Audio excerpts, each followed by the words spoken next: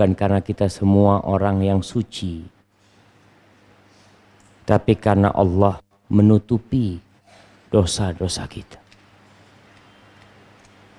Sebagaimana Allah menutupi dosa-dosa kita di dunia, kita berdoa memohon kepada Allah agar Allah kelak mengampuni dosa-dosa kita pada hari kiamat.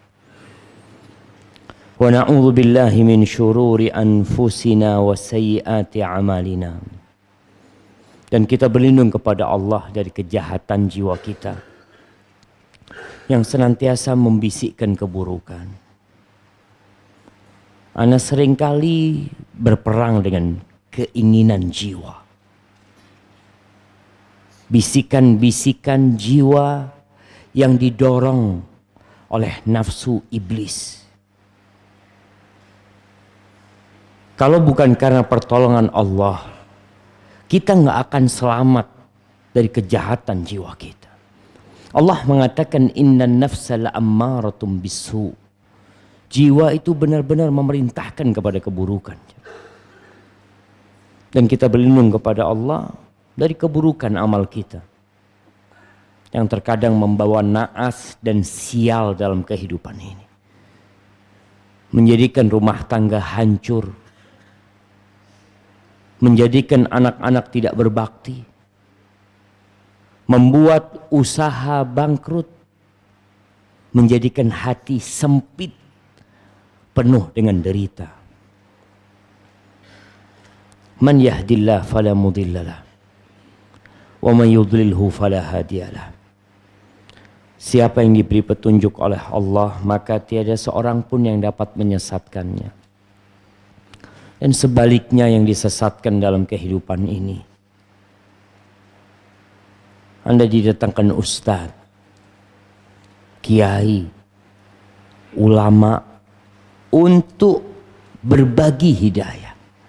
Tapi Allah tidak berkehendak dia akan tetap dalam kesesatan itu. Allah Jalla Jalaluhu berfirman dalam sebuah hadis qudsi.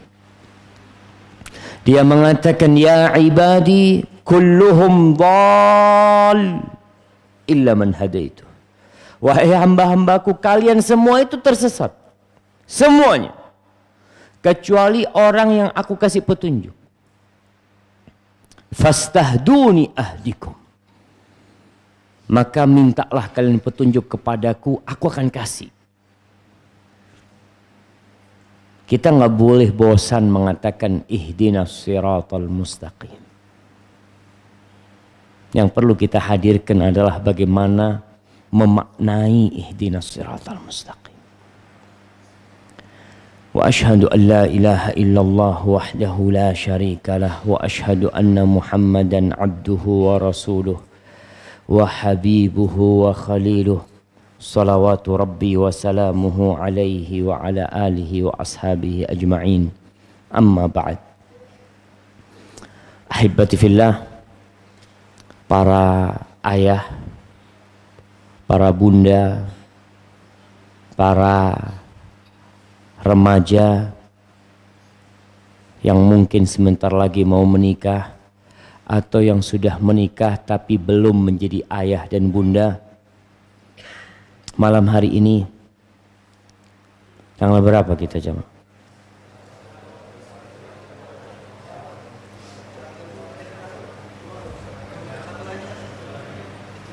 Tanggal 2 jemaah. 2. 1 apa 2? Kenapa tanggal 2? Ya karena begitu penanggalannya. 2 Rajab. Karena semuanya pada jawab. Ana sebenarnya ada hadiah yang mau ana bagikan. Cuma nggak tahu ana mau kasihkan ke siapa. Jawaban antum semua benar. Tanggal 2. Yang pertanda nama antum. Berapa hari lagi kita puasa?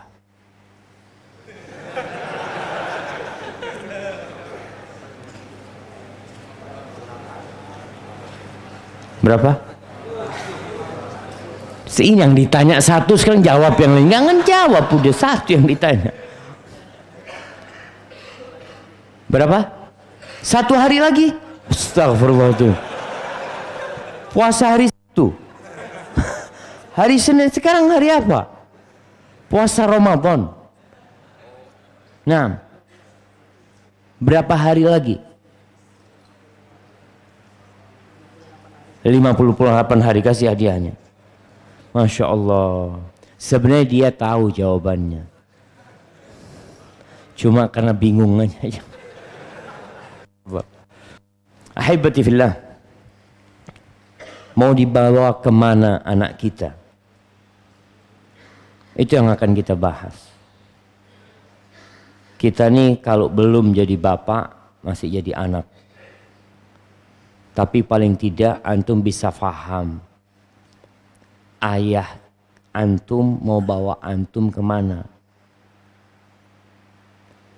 Tapi sebelum berbicara tentang hal itu, ana ingin mengingatkan tentang kedudukan anak dalam pandangan agama kita. Karena ada sebagian orang yang tidak ingin punya anak.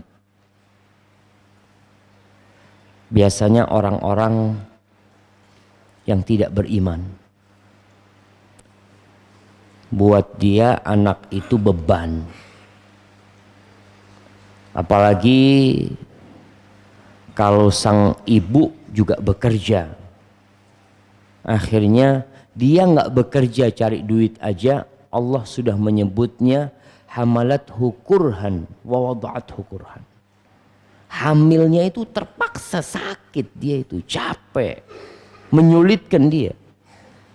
Maka di sebagian negeri itu jumlah anaknya lebih sedikit, jumlah yang lahir itu lebih sedikit daripada jumlah orang tua. Karena pada nggak mau punya anak. Yang pertama, anak ini adalah hibah, pemberian.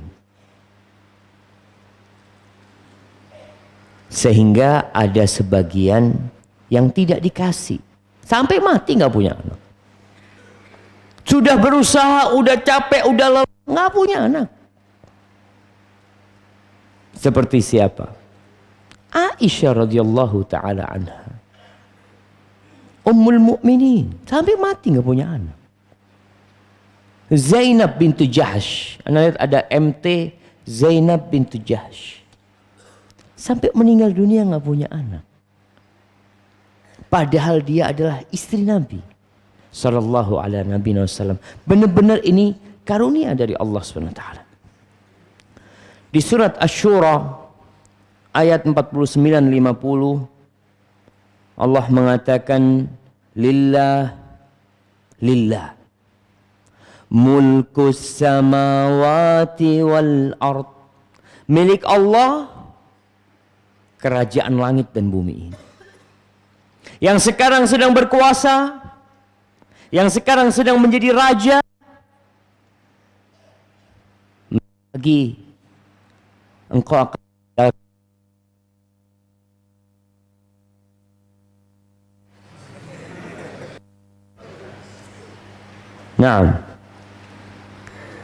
semuanya akan meninggalkan. Fir'aun sudah pergi, Namrud pergi,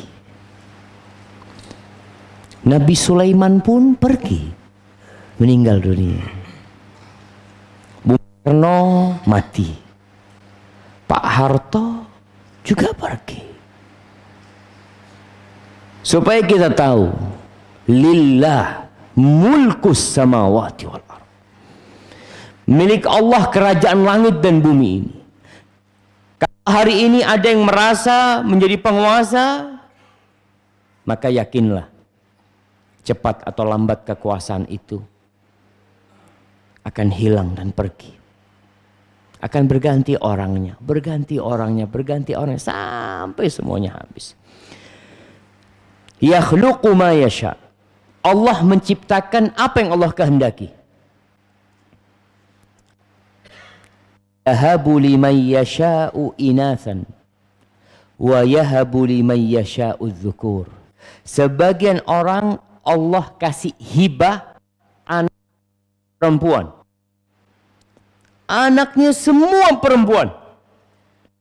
miskin lagi, perempuan lagi keluar. Astagfirullah. Astagfirullah. Alhamdulillah. Sampai ada yang 9 anaknya semua perempuan. Mungkin caranya salah. Nggak pakai cara-caraan. Kadang tanya, antum kok bisa laki semua anaknya? Anak perempuan semua. Apa yang antum lakukan? Subhanallah. Apa yang antum lakukan? Itu Allah yang kasih. Wa yahabu liman yasha'u dzukur. Dan sebagian dikasih anak semuanya laki. Au yuzawwijuhum dzukranan wa inatha. Tapi ada yang Allah mix anaknya. Campur. Sebagian laki, sebagian perempuan. Ingat, jenis manusia cuma 2. Laki, perempuan. Nggak ada jenis ketiga. Karena muncul sekarang jamaah, istilah bahasa Arabnya itu al-jins ats-tsalits. Jenis ketiga. Yang kalau lihat perempuan tidak tertarik. Lihat sapi tertarik. Na'udzubillah. Lihat laki tertarik. Astagfirullahaladzim. Allah sebutkan jenis itu ada 2. Dzukranan wa inatha. Wa yaj'alu man yasha' aqima. Sebagian orang Allah bikin mandul. Maka ketika antum menikah dengan seorang wanita, kemudian dia tidak bisa punya anak, antum jangan marah sama dia. Dia nggak punya kuasa apa-apa. Ya, ana mau berbuat apa? Minta kepada Malikul Mulk. Dia yang bisa kasih. Nabi Ibrahim alaihissalam tidak pernah putus asa. Karena dia tahu anak ini hibah. Minta kepada Al-Wahhab. Apa kata Nabi Ibrahim? Rabbi habli minas salihin habli. Aku kasih hibah ya Allah. Aku minta hibah ya Allah. Apa hibah yang kau inginkan? Keturunan-keturunan yang soleh. Karena dia tahu, dia nggak pernah nyalahkan istrinya. Mandul istrinya. Akhirnya Allah kasih. Maka ketahuilah bahwa anak itu hibah. Karena ada sebagian yang bertanya, Ustadz, anak ini bertahun-tahun Ustadz berusaha untuk punya anak, nggak punya anak Ustadz. Fulan berzina, hamil Ustadz. Nah, karena Allah mau kasih sebagai bentuk ujian dan cobaan buat dia. Bayangkan orang berzina, mana ada orang berzina kepingin punya anak? Allah kasih anak. Allah itu fa'alul lima yurid. Allah melakukan apa yang Allah kehendaki dan dengan hikmah dan tujuan yang jelas. Baik. Yang kedua, anak ini perhiasan. Jadi kalau antum lihat kebun yang bagus sekali tapi nggak ada bunganya, hampa, seperti malam yang gelap gulita tanpa ada bintang-bintang yang menghiasinya. Antum punya rumah besar, luasnya 1 hektar. Istri 1, gak punya anak. Antum masuk rumah itu kayak masuk rumah hantu. Ini anak di mana? Nih rumahnya antum ini. Cuma nggak ada perhiasannya. Allah Jalla Jalaluhu mengatakan al-malu wal banun zinatul hayatid dunya. Kata Allah, harta Dan anak-anak itu adalah zinatul hayatid dunya. Perhiasan kehidupan dunia. Bagaimana bahagianya orang tua ketika melihat anaknya pulang. Yang di pesantren, yang di sekolah. Kadangkala antum berbulan-bulan nggak pulang. Di sini boarding. Boarding nggak Al-Fursan ini? Full day. Kalau full day kayaknya nggak kangen orang tua sama antum. Sore datang lagi. Enggak lah, kangen insyaallah orang tua antum. Itu perhiasan. Sehingga kalau bicara perhiasan, orang cari perhiasan. Rumahnya dihiasin. Masjid aja dia hiasin. Mobilnya sampai ada tempat aksesoris mobil.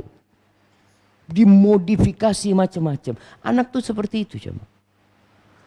Dia itu belahan jiwa. Sehingga orang tua tatkala melihat anaknya ada kebahagiaan tersendiri yang dia rasakan. Namun yang ketiga, anak itu fitnah. Jadi jangan terpedaya antum. Yang dikasih anak bangga. Iya, kehidupan dunia ini salah satunya untuk berbangga-banggaan.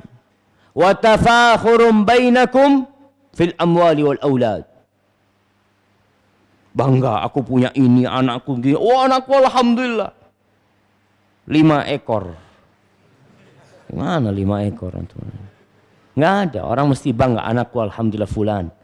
Sekarang sudah hafal Al-Quranul Karim. Berapa juz? Alhamdulillah, setengah juz. Alhamdulillah, bersyukur orang tua. Yang satu alhamdulillah, juara Olimpiade Matematika.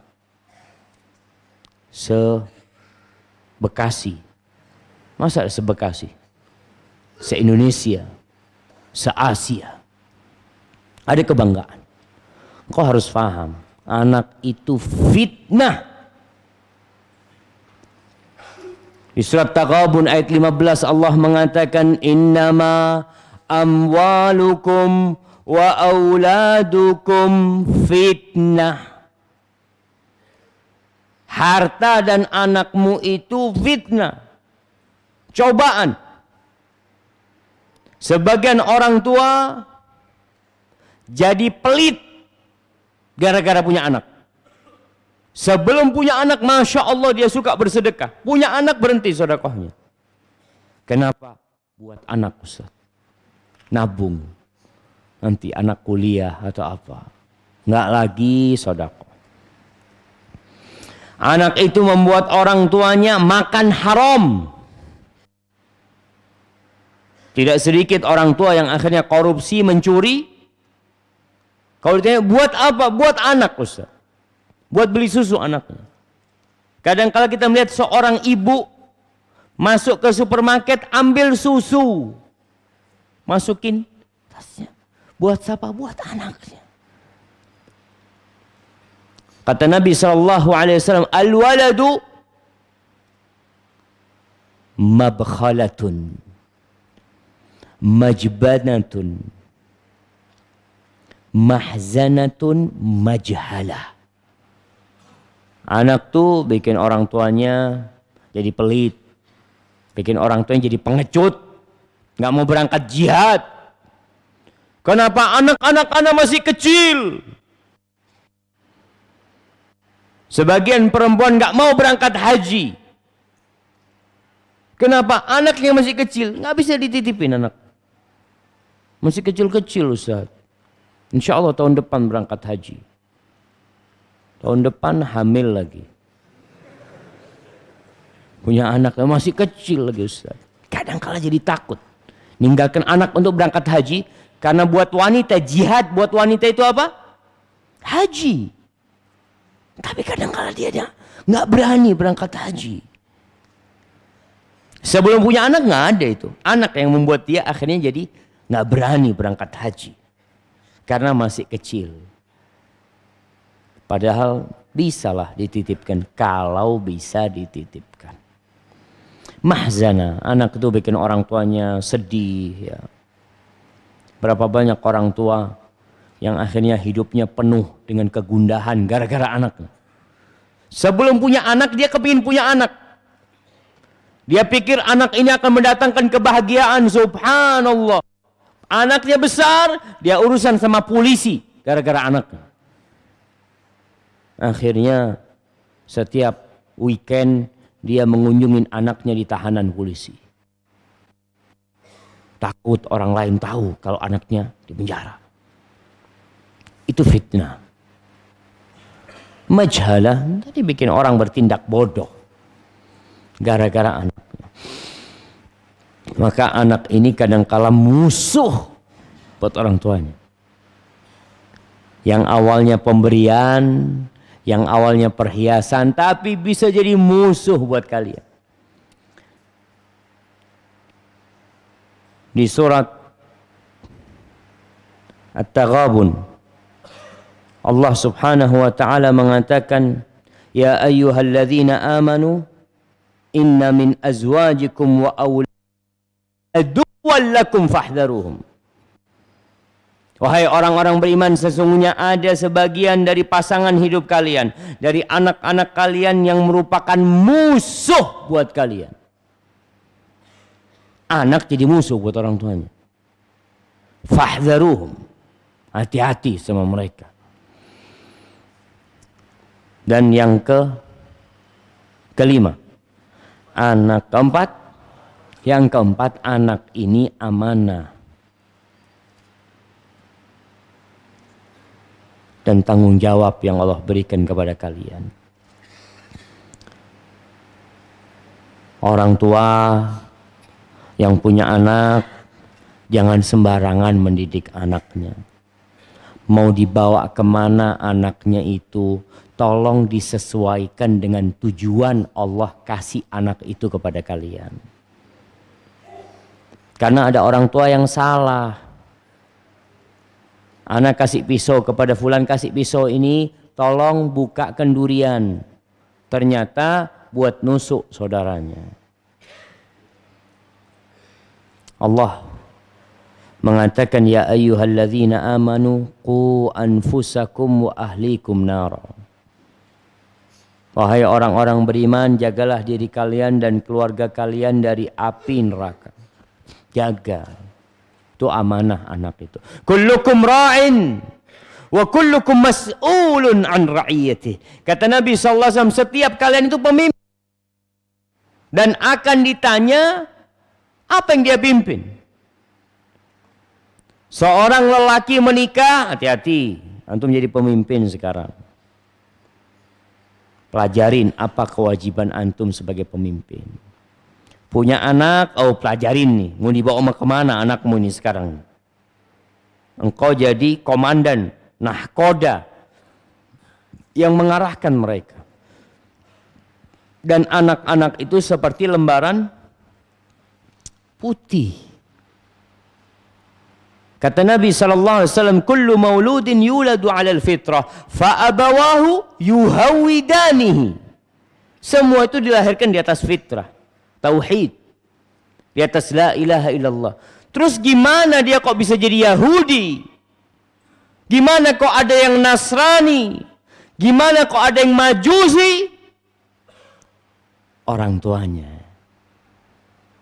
lingkungannya, yang tempat tinggal dia, di sana dia tinggal. Itu yang membentuk akhirnya jemaah. Bicara tujuan. Itu penting jemaah. Penting sekali karena tujuan ini yang memotivasi kita untuk bergerak. Kalau ada orang anak suruh, Fulan, antum siapa namanya? Bima, mana hadiahnya? Jauh banget hadiahnya, taruh sana antum. Keluar semuanya sini. Nah, kasihkan ke Bima. Nah, Bima, kalau ana suruh antum, Bima, antum turun ke pinggir jalan, terus jalan lurus. Apa yang antum akan rasakan? Ana nggak ngasih tahu tujuannya apa, yang penting antum jalan aja terus. Bingung jamaah. Bingung, kenapa ana jalan ya? Mau balik tapi suruh jalan. Bingung. Tapi kalau ana sampaikan kepada Bima, pinggir jalan, terus jalan lurus, nanti belok kiri. Di sana ada taman besar. Ada orang-orang yang akan menyambutmu. Makan malam di sana kamu ya. Kira-kira Bima jalannya cepat enggak jemaah? Pas jalan. Imamnya assalamualaikum pertama turun sudah Bima.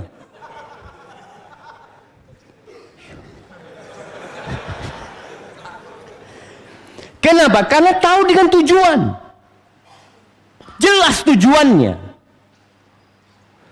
Orang itu akan tergerak semangat karena punya tujuan yang jelas.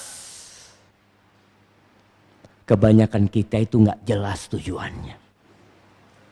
Yang menyebabkan kita malas beribadah, malas bekerja, malas ngajarin anak, lebih sibuk dengan gadgetnya. Sampai rumah sebagian orang tua, subhanallah, ngapain?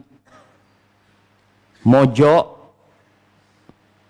sambil pegang HP. Anak nggak diurusin.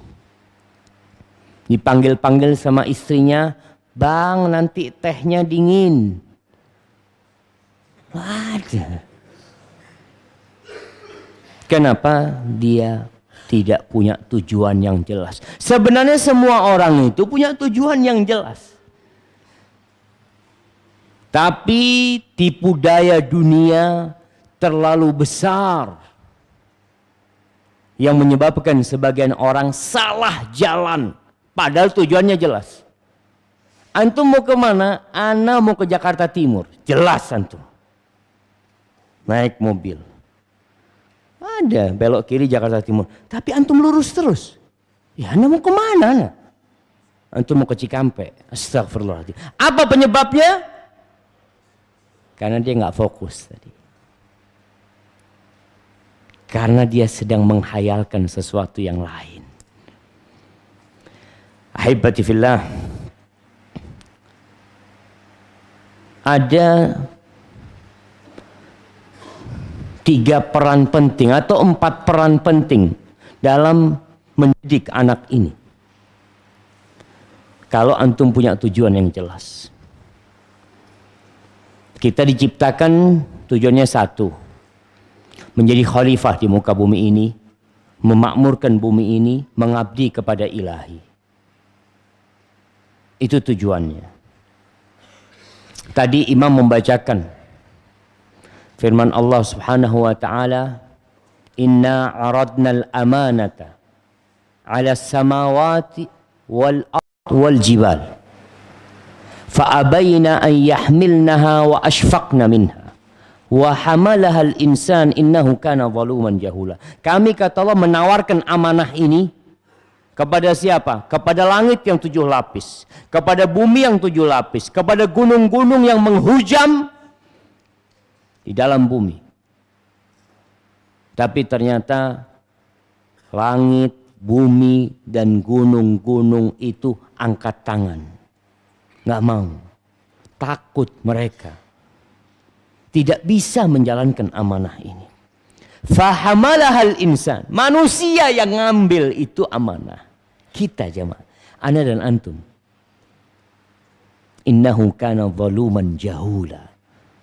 Sesungguhnya manusia itu benar-benar makhluk yang sangat zalim dan sangat jahil. Itu kita. Makanya kita perlu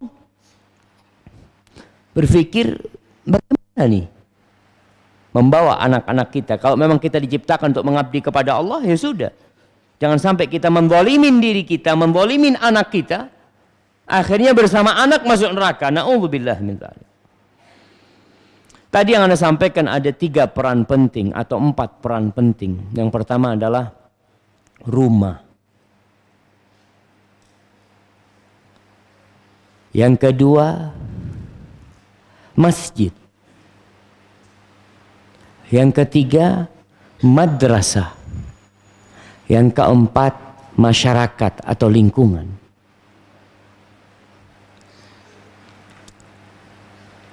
Sebagian orang tua sejak sebelum menikah sudah beli rumah di lingkungan yang baik.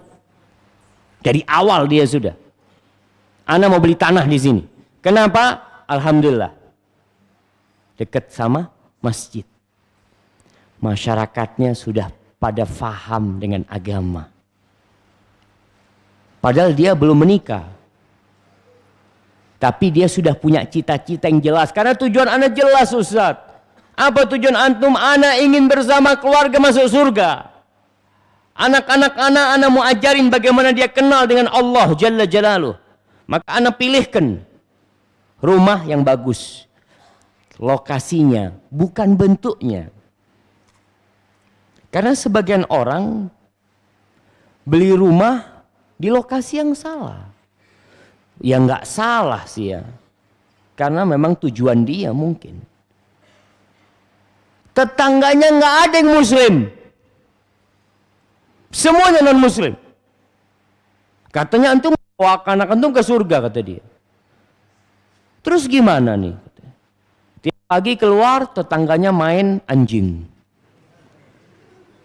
Dia bawa kambing. Nggak pas gitu. Tapi itu terjadi. Itu terjadi. Bagaimana orang tua salah. Padahal tujuan dia, anak-anak rasa tujuan orang tua semua baiklah. Tapi karena dia salah pilih rumah. Salah pilih lingkungan. Sekolah. Anak antum mau dijadikan apa nantinya? Ana mau menjadikan anak-anak hamba Allah yang soleh. Karena negeri yang kacau itu bermula dari rumah tangga yang tidak jelas tujuan hidupnya, yang tidak mendidik anak-anaknya untuk soleh. Akhirnya muncul begal-begal. Bahkan ada begal berdasi. Kenapa? Karena tinggal di lingkungan para begal berdasi semuanya. Ada begal tatoan. Karena lingkungannya seperti itu. Maka ingat, pilih sekolah yang jelas. Anak antum ini mau dibawa kemana? Insya Allah anak kepingin anak-anak ini Ustaz ya, hafal Quran lah paling enggak. Ya 3 juz lah Ustaz. Nggak kayak bapaknya. Bapaknya 3 surat soalnya Ustaz. Insya Allah. Alhamdulillah targetnya sudah beda. Kan dulu dia itu didikan yang lama. Nggak bisa disalahkan. Ada orang tua kita yang nggak bisa baca Quran. Ada. Kenapa? Karena dulu kakek kita mungkin juga tidak jelas tujuannya. Karena ada orang menyekolahkan anaknya. Tujuan antum menyekolahkan anak antum apa? Supaya dia nanti bisa kerja. Bisa hidup tidak merepotkan orang tua. Ada orang tua seperti itu ketika nyekolahkan anaknya. Nah ini sekolahnya bagus. Nah nanti lulus kamu langsung bekerja. Bahkan sebelum lulus pun sudah kontrak kerja. Ya sudah jadi seperti itu. Anaknya akan bekerja. Sehingga tidak sedikit anak yang ambisinya hanya dunia. Bahkan setelah bekerja lupa sama orang tuanya. Karena engkau yang mendidik anak itu hanya untuk dunia. Milihkan sekolah sudah jelas. Jamaah, tidak semua harus jadi ustadz. Enggak. Tapi semua tujuannya harus jelas. Anaknya anak sekolah 3 juz. Nanti kau mau jadi insinyur, mau jadi dokter, mau jadi pengusaha. Nggak apa-apa. Yang penting Abah sudah kasih engkau modal nak. Abahmu nggak bisa ngaji nak. Kesian. Abah nggak ingin punya anak nggak bisa ngaji. Bahkan ada seorang pilot hafal Quran 30 juz. Pilot jemaah. Kalau lagi nyetir murojaah. Nggak masalah mau jadi pilot, silahkan. Tapi jelas dari awal aku mau menciptakan anak yang soleh, yang mengabdi kepada Allah, yang bermanfaat, berguna buat agama dan nusa bangsanya. Maka pilih sekolahan jelas. Mahal Ustaz, sekolah-sekolah yang bagus Ustaz. Tergantung tujuan. Antum lihat ada orang menyekolahkan anaknya ke Australia, ada ke Kanada, ada seorang, Allahu Akbar, anaknya disekolahkan ke Kanada. Anak tanya berapa biayanya, teman cerita, ya sebulan 200 loh. 200 juta jemaah. Astagfirullahaladzim. Tapi dibayar sama orang tuanya. Dibayar.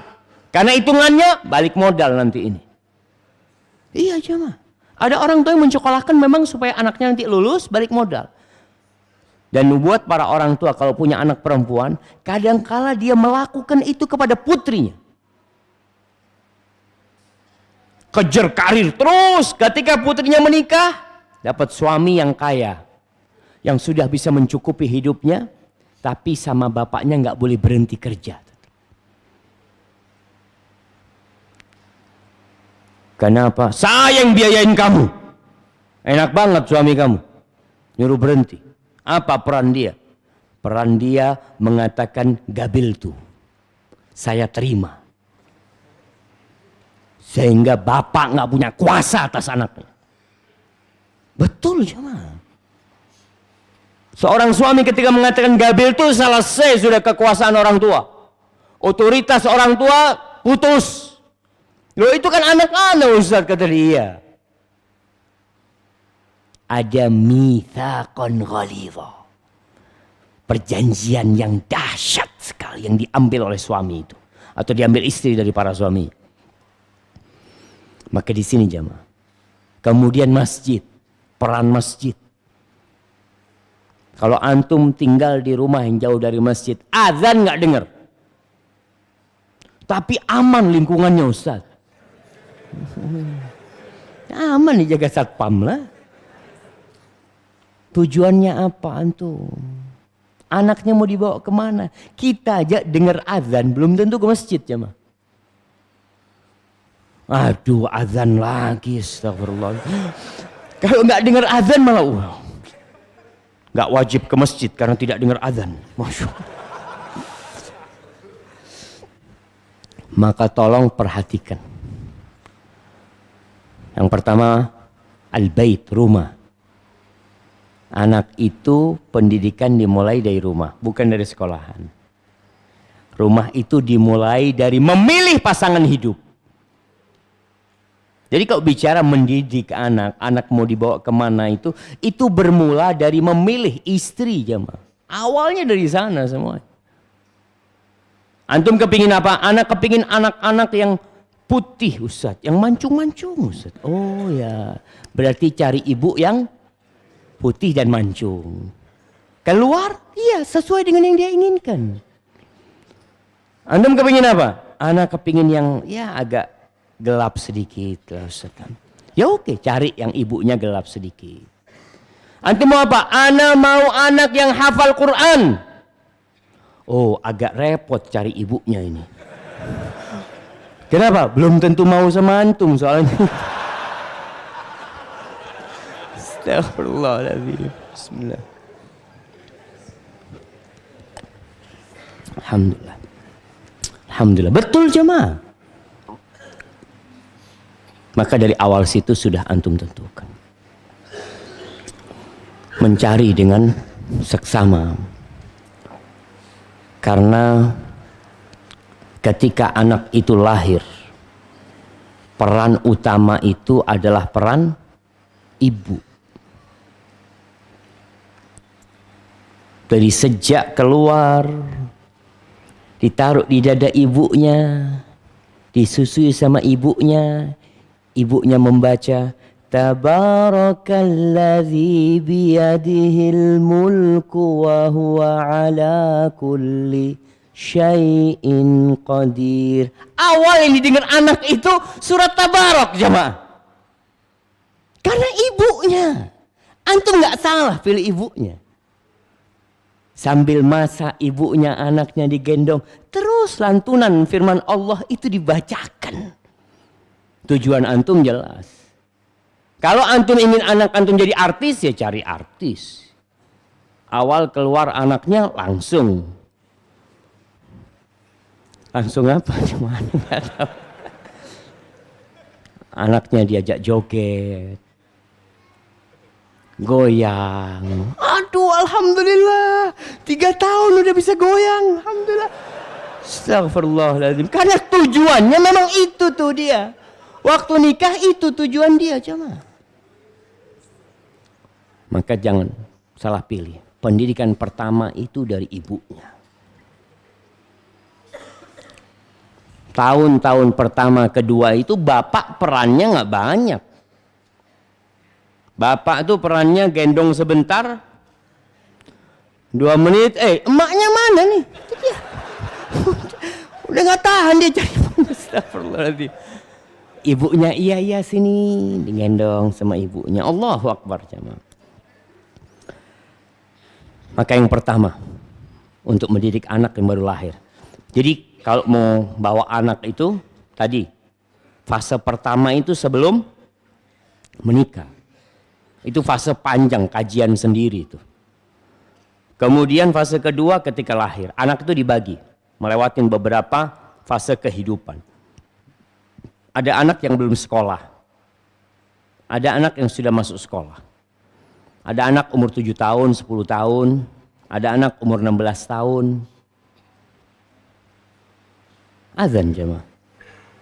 Belum? 2 menit lagi. Tapi ada anak kuliah nantinya. Setiap fase kehidupan itu ada cara tersendiri mendidik anaknya. Anak punya anak 6. Alhamdulillah. Itu anak merasakan. Sekarang anak-anak terbesar umur 15 tahun. 14 lah, maksud 15. Itu anak beda cara didiknya sama yang umur 7 tahun. Psikologinya udah lain.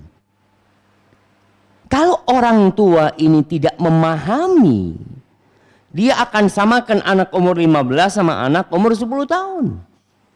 Dia marah-marahin, dia pukul. Anaknya takut. Ketika anaknya besar dimarahin sama orang tuanya, nggak pulang. Nggak pulang ke rumahnya. Bingung orang tuanya, kemana pulang? Nggak ada. Tapi kalau anak 10 tahun diusir sama orang tuanya, diam di depan pintu dia. Ayah, bukain pintu ayah. Nah, maka kita yang perlu belajar bagaimana mendidik itu jemaah. Tergantung tujuan kita. Ketika anak baru lahir yang mulailah 1 sampai 7 tahun lah ya. Itu yang perlu ditanamkan di diri anak itu adalah cinta dan kasih sayang. Tumbuhkan perasaan itu. Ini modal untuk menciptakan bumi dengan warna-warna yang indah, penuh cinta dan kasih. Dari sejak dia lahir. Udah masuk? Baik, fadhal azan dulu.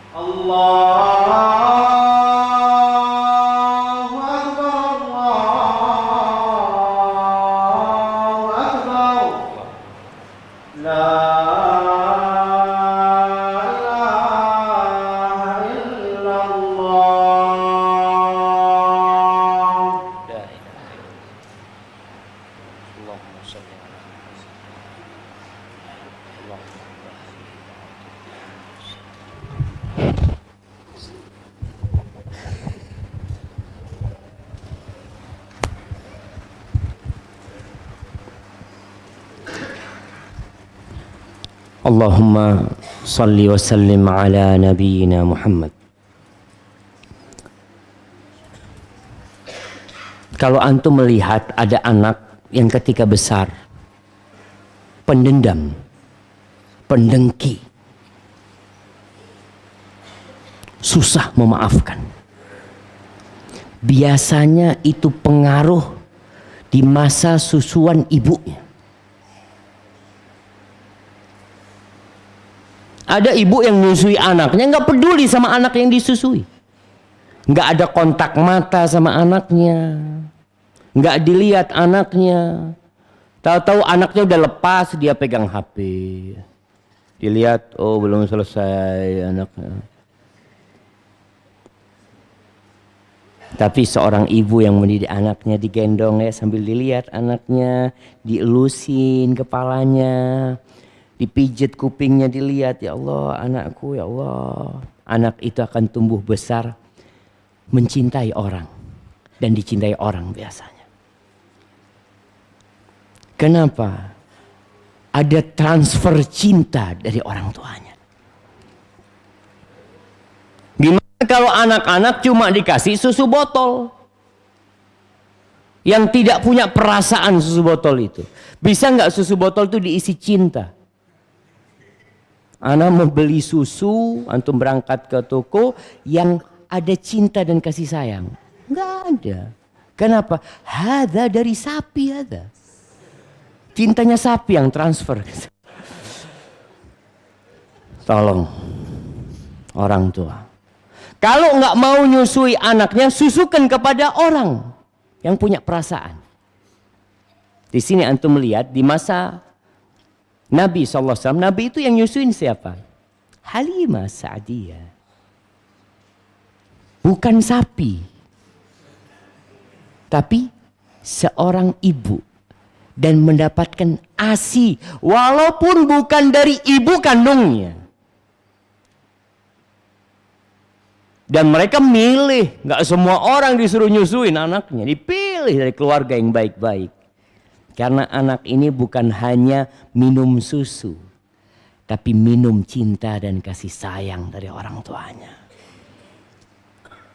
Apalagi kalau lagi nyusu, bapaknya datang dikecup anaknya, ibunya juga dikecup, ya Allah. Anak itu tambah, kadang kali dikecup sama ayahnya, dia lepas. Itu susu ibunya. Dia pandang ayahnya. Terus dia nyusu lagi.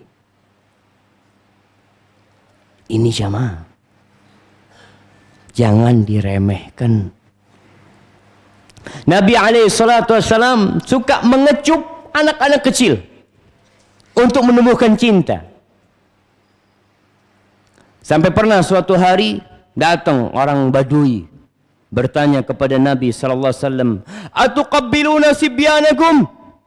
Apakah kalian mencium anak-anak kecil di antara kalian, bayi-bayi kalian? Kata Nabi, iya. Oh, kita tidak mencium. Bangga dia. Seakan-akan orang-orang yang perkasa itu, oh, nggak punya kayak gitu. Kata Nabi SAW, ya mungkin Allah sudah cabut rahmat dari kalian. Rasul SAW, subhanallah jamaah, diciumin tuh anak-anak kecil. Bukan hanya anaknya sendiri, bukan hanya cucunya. Para sahabat Nabi kalau punya anak langsung dibawakan kepada Nabi SAW. Dibawa ke Nabi SAW. Rasul SAW bagaimana berbagi cinta dengan cucunya. Umamah binti Abil As. Salat jadi imam, anaknya ditaruh di sini jamaah. Masih kecil jamaah. Dan antum lihat ya, orang tua yang gendong anaknya di sini, bagaimana perasaan anaknya, bagaimana cinta dia kepada ayahnya, dia pegang kepala ayahnya ya. Nanti sama bapaknya dimundurin. Dia takut jatuh, ayah, katanya, subhanallah. Bukan dengan kekerasan. Nabi kita tuh Nabiur Rahmah. Nabi kasih sayang. Wa ma arsalnaka illa rahmatan lil alamin. Dan kami tidak mengutusmu kecuali rahmat buat alam semesta ini. Sehingga mulai dari sejak dini Nabi menumbuhkan cinta dan kasih sayang di anak-anak para sahabat. Yang kedua, orang tua harus tegas juga. Tidak semua keinginan anaknya diturutin. Karena anak ini belum tahu mana yang bermanfaat, mana yang berbahaya. Anak itu hanya tahu enak. Berapa banyak anak suka permen, suka es krim. Akhirnya malam hari batuk. Orang tua, enggak Ustaz, anak kan sayang sama anak. Ustaz, anak belikan satu lusin. Ustaz. Bukan. Maka kasih sayang itu membuat antum melarang dia. Terkadang itu berbahaya buat dia. Anak kadang-kadang ketemu anak-anak beli permen apa namanya itu? Yang bulat atasnya? Ya permen itulah. Tahu kan itu jemaah? Kadang-kadang dia itu beli di toko dekat rumah. Anak datang, dia pegang di mulutnya. Anak ngomong, ayo dibuang. Sebentar Bapak, sebentar.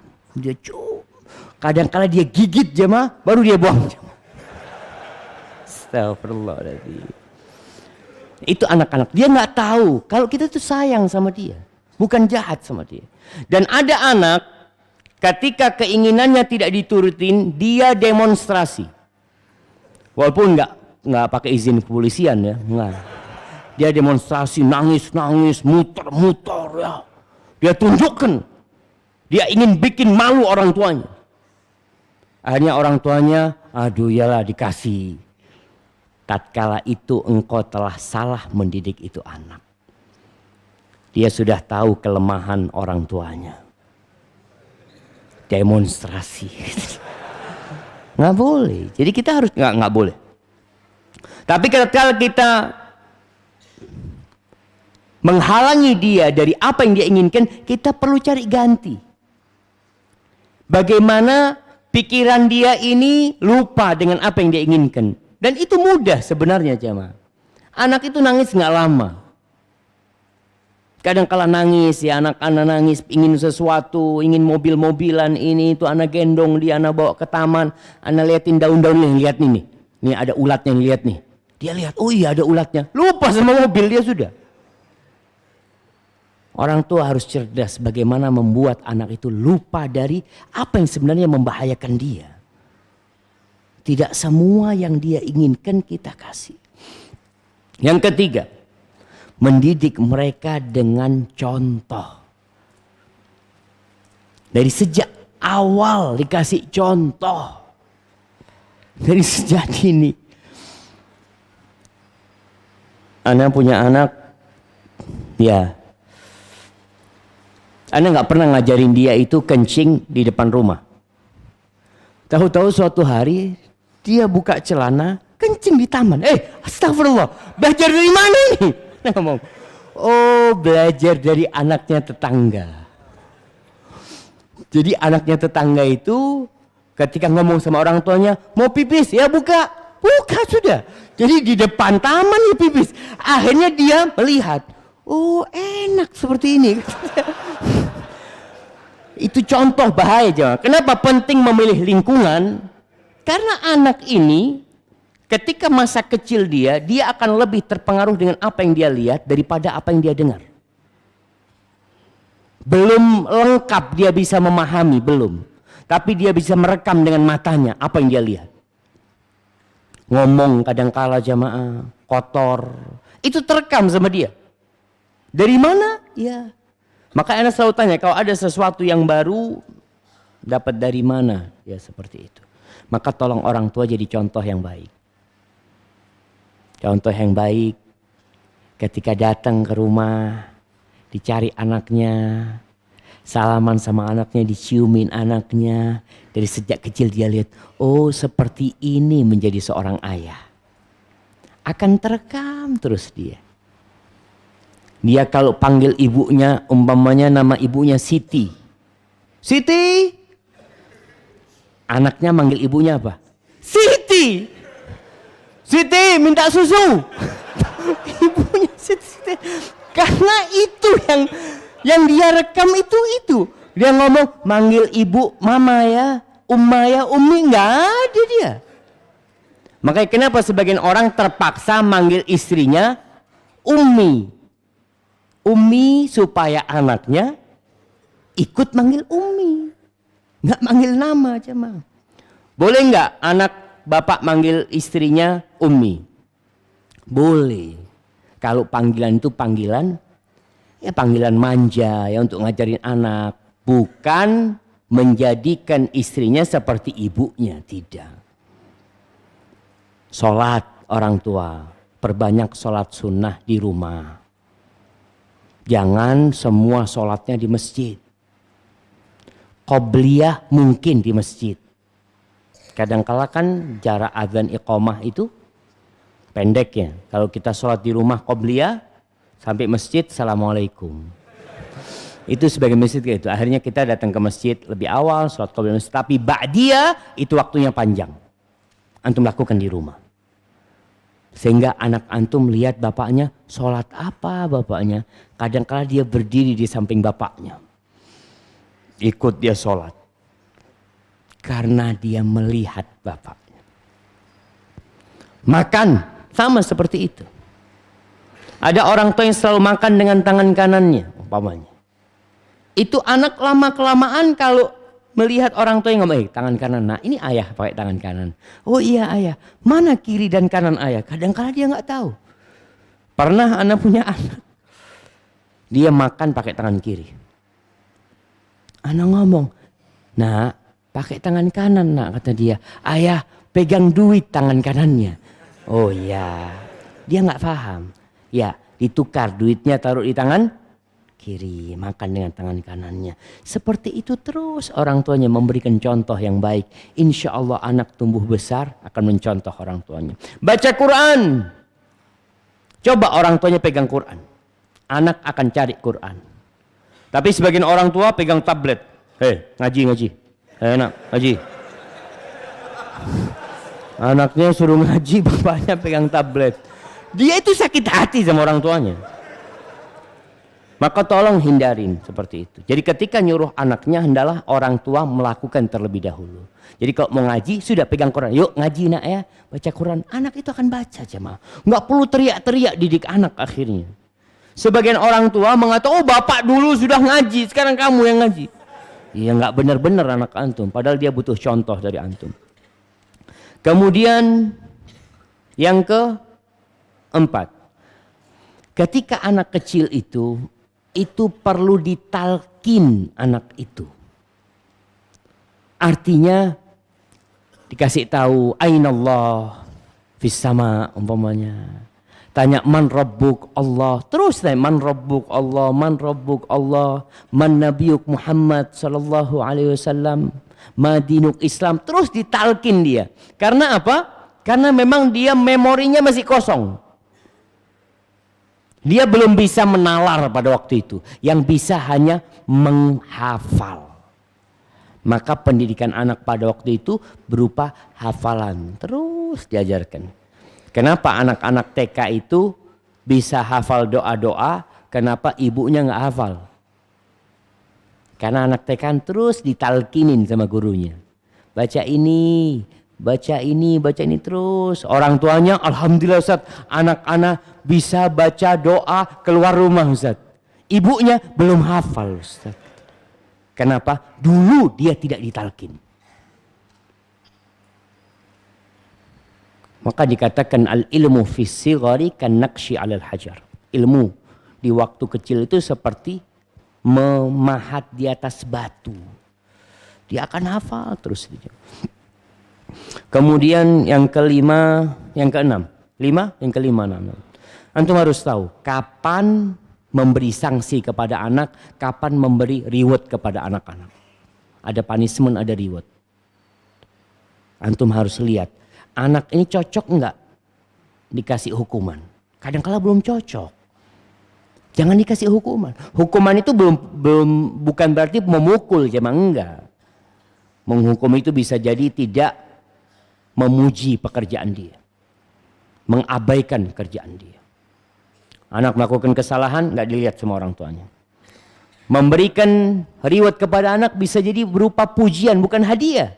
Ya Allah nak, bagus banget nak ya. Anaknya kadang-kala gambar. Ini sampai ada cerita orang tua yang zalim jamaah ya. Itu anak kecil jemaah menggambar di mobil Mercedes ayahnya. Pakai paku jemaah. Oh, sampai itu jadi gambar. Dipanggil, ayah, ayah, sini ayah, kata dia ayah. Nih ayah, aku bikin gambar yang bagus ayah. Marah ayahnya. Akhirnya sama ayahnya dipukul anaknya, tangannya. Dipukul sampai demam. Anak itu di malam hari ternyata infeksi. Sampai akhirnya anaknya itu dipotong tangannya. Ketika itu anak, ayah, aku minta dikembalikan tanganku ayah. Tadi tujuan orang tuanya apa sih? Biar dia itu gambar. Kadang-kala anak itu gambar salah tempat, ya dikasih tahu. Jangan dihukum, dia itu nggak paham. Anak main HP, HP-nya jatuh, pecah. Dimarahin sama orang tuanya. Nggak perlu dimarahin. Dia nggak sengaja jamaah. Antum lebih cinta mana? Sama anak antum apa sama HP antum? Tahu-tahu anaknya HP-nya dibikin kapal-kapalan di kamar mandi. Ayah. Antum lihat, Allahu Akbar. Jangan dimarahin. Karena dia nggak paham. Dia pikir itu kan HP kan ada lampunya. Jadi kalau di air terang ayah. Seperti itu. Kapan antum memberikan hukuman dan kapan memberikan pujian atau bahkan memberikan hadiah, antum harus paham. Dan ketika antum berjanji harus ditepati. Dan masih banyak yang lainnya jamaah. Mendidik anak dengan cerita. Ketika malam hari tidur, tolong ditemenin anaknya tidur. Jangan pegang HP orang tuanya. Anak pernah ditegur sama anak-anak, ya Allah mudah-mudahan Allah ngampuni anak ya. Anak tidur, nemenin anak baca. Anak baca tablet atau HP waktu itu, anak baca. Apa kata anak-anak? Abah ini sama Ummah, kata dia. Kalau mau tidur pegang HP, kata dia. Anak itu tahu jemaah. Anak, ya Allah benar ya. Akhirnya anak taruh.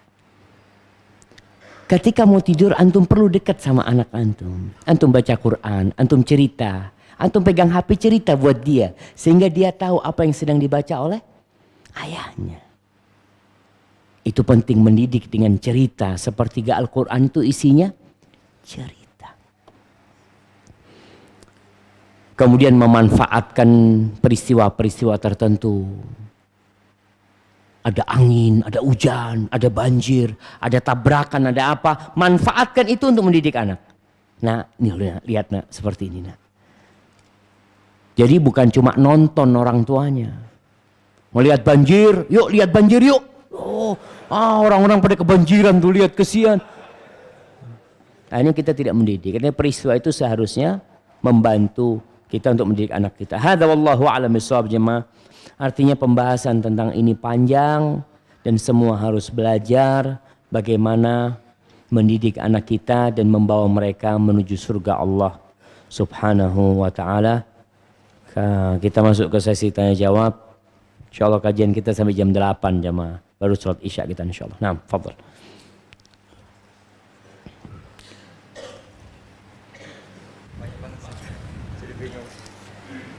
Masya Allah. Pertanyaannya yang sesuai dengan tema. Saya mau nanya masalah rumah tangga. Suami saya berselingkuh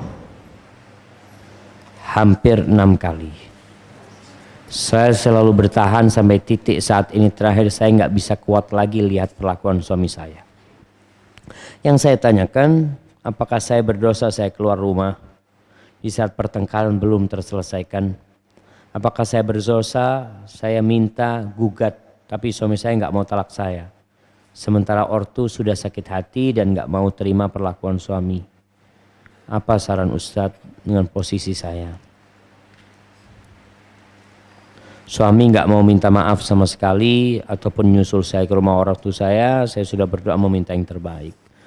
Jamaah, kadangkala memang pertikaian dalam rumah tangga itu tidak terselesaikan. Mereka tidak bisa menyelesaikan. Apa kata Allah? Fa in khiftum shiqaqa bainihima fab'athu hakaman min ahlihi wa hakaman min ahliha. In yurida islahan yuwaffiqillahu bainahuma. Apabila kalian takut pertikaian itu nggak ada ujungnya, maka ya sudah, kirim utusan dari pihak lelaki, utusan dari pihak perempuan. Sekarang ini kondisinya harus ada mediasi. Kirim dari pihak keluarga perempuan, dari keluarga laki-laki, ini gimana? Supaya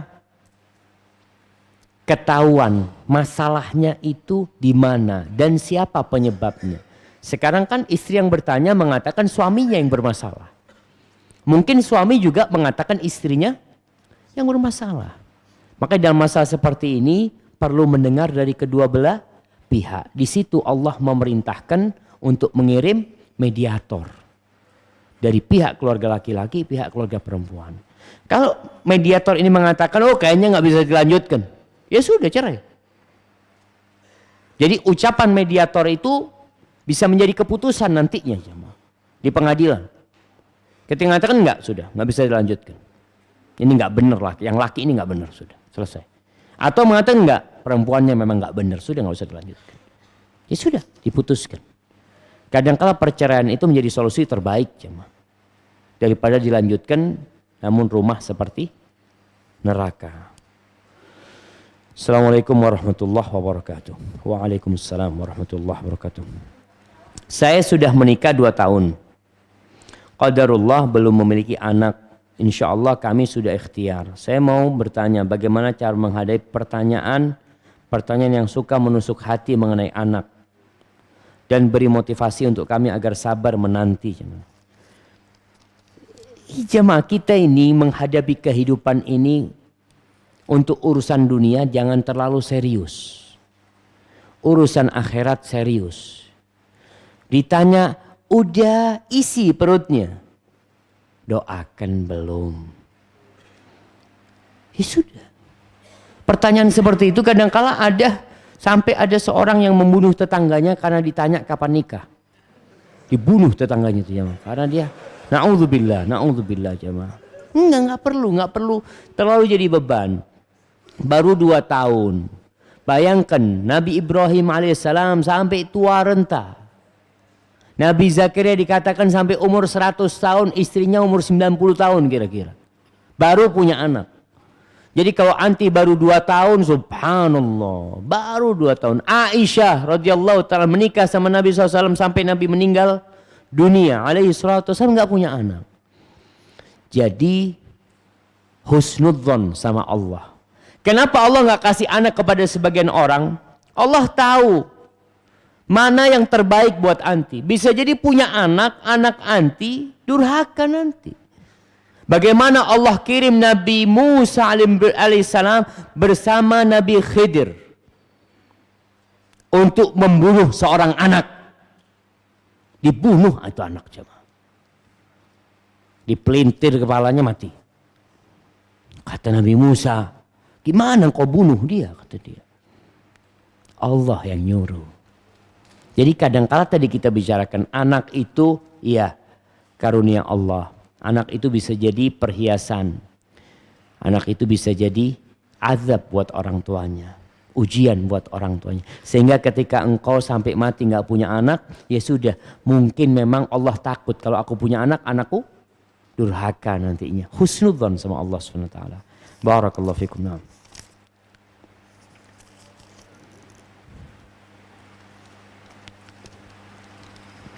Assalamualaikum Ustaz. Waalaikumsalam. Bagaimana memberikan perhatian kepada anak-anak yang jauh dia ikut mantan suami. Jangan ikut mantan suami, dia ikut bapaknya. Bapaknya itu maksudnya. Jadi seakan-akan subhanallah jamaah. Ingat, perceraian itu tidak boleh memutuskan silaturahim. Hubungan pernikahan mungkin putus, tapi persaudaraan nggak akan pernah putus. Itu suami, mantan suami tetap bapak buat anakmu. Karena terkadang orang tua kalau cerai, anak ikut ibu, ibunya ini menanamkan kebencian kepada mantan suami. Padahal bapaknya anaknya. Maka kalau anti nggak bisa memberikan perhatian yang lebih, ya memang sudah selesai tugas anti, itu tugas bapaknya. Tapi kalau ini diambil karena dia ikut sama bapaknya. Kalau ikut sama ibunya maka bapaknya tetap tanggung jawab, jemaah. Ingat, bagi para lelaki yang dia menceraikan istrinya, tanggung jawab suami itu tidak pernah berubah kepada anak dia. Walaupun sudah terjadi perceraian, hak-hak anaknya tetap harus diperhatikan. Pendidikan anaknya, sandang pangan anaknya harus dia perhatikan. Kalau anak itu ikut ibunya. Maka kalau anti memang nggak bisa sebagai seorang wanita karena anak ikut bapaknya, ya anti banyak berdoa dan minta kepada bapaknya anak-anak yang sudah menikah lagi mungkin agar anaknya sekali-kali dikirim ke rumah ibunya.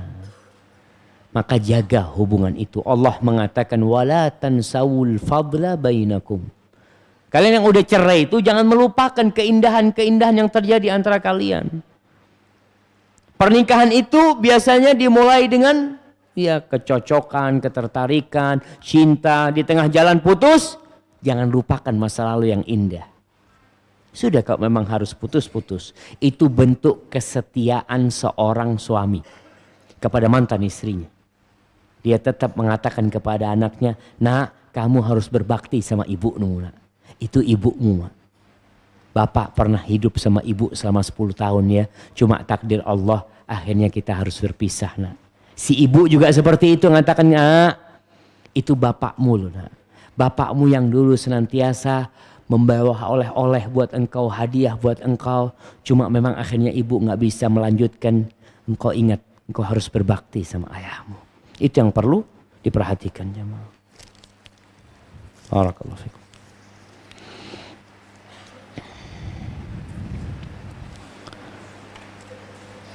Ustadz, istri ana selalu meminta nambah anak. Tapi ana khawatir melihat kondisi akhlak istri saya yang kasar dan kurang akhlak. Terlihat anak pertama saya yang terdidik kasar dan sudah bisa memukul ayahnya. Padahal anak saya masih umur 8 tahun. Mohon solusinya Ustadz, apakah tetap nambah? Saya khawatir anak kedua terdidik kasar lagi Ustadz. Mohon doanya untuk istri tercinta saya Ustadz. Soalnya kalau anak nasihatin justru marah-marah. Nih lihat kalau salah milih istri. Masa mau ganti istri jemaah? Nah, tapi Allah mengatakan wa in aradtum istibdala zaujin makana zaujin. Kalau kalian ingin mengganti istri, boleh ganti istri. Boleh enggak?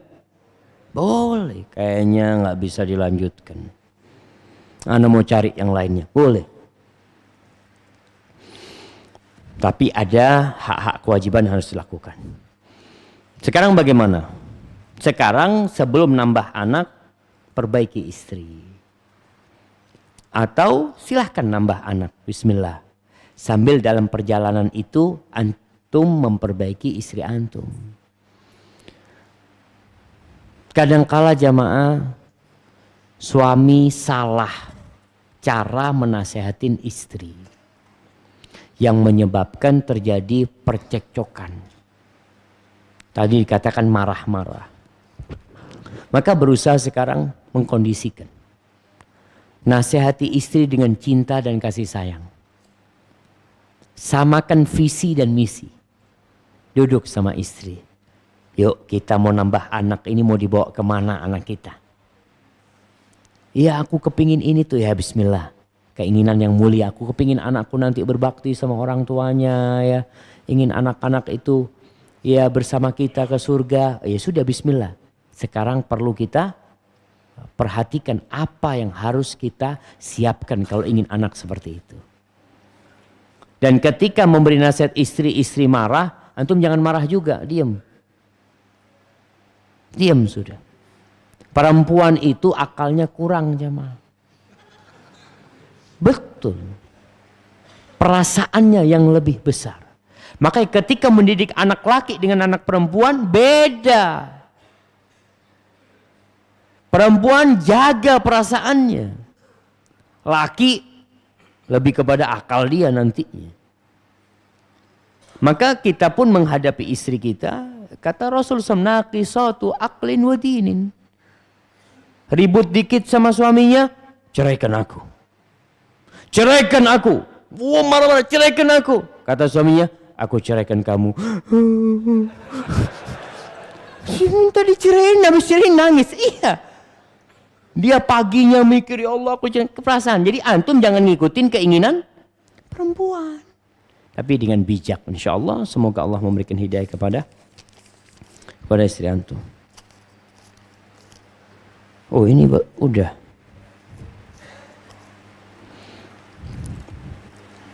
Apa hukumnya boneka, mainan hewan, dan nyanyian mendidik sebagai bahan ajar untuk anak? Kalau boneka boleh, kalau memang boneka itu dimainkan sama anak kita. Walaupun sebagian ulama berpendapat ya boneka yang tidak terlalu mirip lah. Tapi boneka bukan untuk dipajang. Untuk anak-anak. Karena khususnya perempuan. Anak perempuan itu kan memang tadi perasaannya ditumbuhkan.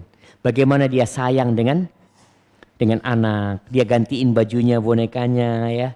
Kemudian dia kasih susu, dia gendong bonekanya. Memang itu yang perlu ditumbuhkan. Anak laki jangan. Beda, tadi lagi beda didik anak laki. Seperti itu. Kemudian mainan hewan. Sama hewan tadi buat anak laki mungkin yang dimaksud seperti itu. Tapi bukan untuk dipajang.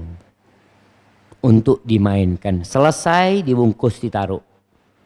Karena sekarang Anda melihat ada orang yang punya etalase isinya boneka. Bukan untuk itu boneka dibikin. Ada anak kuliah masih mainan boneka. Bahkan beli boneka. Enggak. Engkau sudah bukan waktunya main boneka. Engkau waktunya menikah. Nah, kalau nyanyian, nah, jadi ada nyanyian yang bentuknya nasyid. Nasyid itu yang tanpa musik tentunya. Selama lirik dan maknanya itu tidak bertentangan dengan nilai-nilai agama, silahkan. Nasyid-nasyid yang mendidik nggak ada masalah, umpamanya seperti itu ya. Jadi seperti lantunan puisi yang di apa? Dia dibacakan oleh ibunya, umpamanya sama anaknya ya. Itu nggak ada masalah insya Allah. Asalkan tadi nggak pakai musik dan tidak maknanya tidak bertentangan dengan agama. Wallahu a'lam bishawab.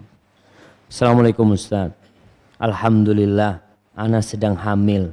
Bagaimana cara mendidik anak sejak dalam kandungan?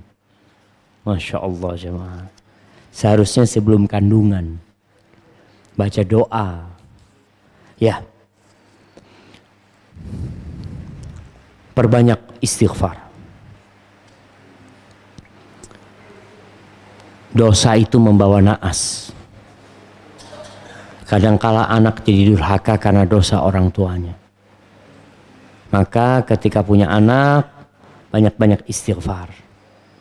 Banyak-banyak berbakti sama orang tuanya. Kemudian perdengarkan janin itu hal-hal yang indah. Dan rajutlah mimpi untuk masa depan itu anak. Mau dibawa kemana itu anak. Sejak itu engkau sudah persiapkan. Sehingga ketika anak itu lahir, engkau sudah persiapkan. Aku akan kasih nama fulan. Siapa nama anakku nanti?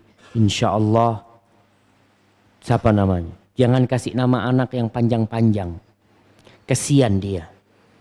Akhirnya nantinya disingkat namanya. Jadi gak benar namanya. Kasih nama satu. Aisyah. Khadijah. Nama kedua, ketiga nama ayah dan nama kakeknya. Cukup. Karena dia dipanggil dengan satu nama. Bahkan satu nama masih disingkat lagi kadangkala. Namanya Muhammad. Panggilannya Meme. Atau Memet. Panggil Memet biasanya. Jangan. Kemudian orang tua tolong panggil anaknya itu dengan nama yang sesuai. Muhammad panggil Muhammad, jangan panggil Mehmet. Abdullah panggil Abdullah, jangan panggil Dudung. Oh iya jemaah. Atau dipanggil Dul. Sini Dul, jangan. Anak punya anak namanya Jabir. Anak punya nenek waktu manggil Abing. Abing. Anak ngomong bukan Abing, namanya Jabir. Karena anak itu memang belum bisa menyebutkan namanya, jemaah. Belum bisa. Tapi sebenarnya dia mendengar Jabir, itu benar yang dia dengar. Hanya saja ketika dia mengucapkan, dia belum bisa. Panggil dengan nama, kasih nama yang indah, panggil dengan nama, itu sudah dipersiapkan. Nanti mau akikoh ya, ingat. Kasih namanya dengan nama Nabi, Nabi Muhammad, Ahmad. Dengan nama para Nabi Ibrahim, Musa, Isa, Daud ya. Hadza wallahu a'lam bishawab. Bagaimana penjelasan, mohon penjelasan bagaimana hukumnya meninggalkan pekerjaan dengan alasan ingin konsentrasi ngurus anak. Anak seorang ahwat. Bagus sekali jemaah. Jadi tugas mencari nafkah ini tugas siapa? Suami. Tugas suami. Maka berusaha sekarang ketika antum resign untuk ngurus anak, itu resign yang mulia. Karena memang tugas seorang wanita itu menciptakan generasi masa depan yang berguna untuk nusa dan bangsa. Dan anak itu harus dididik dengan cinta dan kasih sayang. Dia perlu sama ibunya. Bukan perlu sama babysitter. Babysitter sedikit sekali-kali bolehlah. Tapi waktunya harus lebih banyak sama ibunya. Makanya seorang ibu nasihat ana, tolong punya jadwal khusus pegang HP. Jadwal khusus. Pegang HP sehari 2 jam. Maunya pagi sama sore. Sisanya sudah jangan dipegang lagi HP itu. Karena kesian anak-anaknya itu. Ketika punya ibu, Allah, fitnahnya HP ini jamaah. Tangan itu kalau sudah goyang nggak berhenti jamaah. Sampai anaknya nggak dikasih makan sama ibunya kadang-kala. Nah, ini pertanyaan yang terakhir. Assalamualaikum Ustaz, mohon pencerahannya. Kebetulan suami anak ada di kajian ini. Boleh nggak ngomong kebetulan jamaah? Boleh. Buat manusia banyak kebetulan. Buat Allah nggak ada yang kebetulan. Artinya buat kita kebetulan itu tanpa ada janji ketemu gitu loh. Oh kebetulan nih. Tapi sama Allah udah ditakdirkan. Maka sebagian orang mengatakan kebetulan ada ustadz nih. Oh afwan ustadz, qadarullah ada ustadz. Enggak, memang takdir Allah semuanya. Tapi kebetulan itu ada. Maka Syekh Shalih Al-Fauzan menyebutkan kapan kita boleh mengatakan kebetulan. Artinya sesuatu yang memang tidak direncanakan sama kita. Itu makna kebetulan. Kebetulan suami anak ada di kajian ini Ustaz. Saya dan suami berbeda cara dalam mendidik. Contoh, saya melarang nonton TV. Suami saya malah ngajak nonton bioskop. TV. Saya ajarin untuk hafalan, tapi ayahnya malah ngajakin main game. Gimana caranya supaya bisa membuat saya dan suami satu faham dalam mendidik anak Ustaz? Ini salah pilih suami. Betul, makanya kita kalau salah jemaah, salah di awal. Antum salah pilih motor, mau tukar nambah antum jemaah. Kadang-kadang seperti itu. Maka apa yang harus dilakukan? Yang pertama, istighfar. Kenapa istighfar? Karena salah memilih bapak buat anak-anak. Mungkin engkau ketika memilih itu lelaki karena tampan, karena fulus, bukan karena akhlak dan agama. Kemudian dalam perjalanan hidup engkau dapat hidayah. Kemudian mengeluhkan suaminya yang seperti itu. Apa yang harus dilakukan? Tadi istighfar. Yang kedua, perlu menyamakan visi dan misi sama suami. Perlu duduk bersama. Mas, anak-anak ini mau dibawa kemana, Mas? Tanya sama suaminya. Yang jelas suami punya cita-cita buat anak-anaknya. Maka tatkala nanti suatu saat memang tidak bisa dilanjutkan karena nggak ketemu titik temu, berpisah. Rasulullah SAW pernah mendudukkan istrinya yang 9 tuh jemaah, satu persatu dipanggil, dikasih tawaran. Ya ayuhan nabiyyu qul li azwajika in kuntunna turidna al-hayata ad-dunya wa zinataha fata'alaina umatti'kunna wa usarrihkunna sarahan jamila. Di surat Al-Ahzab ayat 28. Katakan wahai Nabi kepada istri-istrimu, kalau kalian ambisinya, visi dan misinya itu dunia, perhiasan dunia, keindahan dunia, kata Nabi SAW, fata'alain, kalian kesini semua, aku akan kasih pesangon buat kalian. Aku akan kasih nikmat buat kalian, duit, lalu aku akan ceraikan kalian dengan perceraian yang indah. Nggak bisa dilanjutkan. Wa in kuntunna turidnallaha wa rasulahu wad daral akhirah fa innallaha a'adda lil muhsinati minkunna ajran 'azima. Kalau yang kalian inginkan itu adalah Allah dan Rasulnya dan kehidupan akhirat, sesungguhnya Allah menyediakan buat orang-orang yang baik di antara kalian itu pahala yang besar. Jadi sama suami duduk. Suatu saat kalau nggak mungkin, kalau masih ada harapan bisa diperbaikin. Duduk sama suami, doa, tulis surat sama suami. Bang tolong baca inilah bang. Minta sama suami. Datangkan ustadz, ngobrol sama suami. Apa saja usaha agar suami visi dan misinya berubah. Mudah-mudahan dengan seperti itu Allah membuka pintu hatinya. Hadza wallahu a'lam bissawab. Itu yang bisa Anda sampaikan jamaah. Apabila yang Anda sampaikan benar itu dari Allah Jalla Jalaluh. Kalau ada yang salah itu dari diri Anda. Allah dan Rasulnya terbebaskan dari kesalahan itu.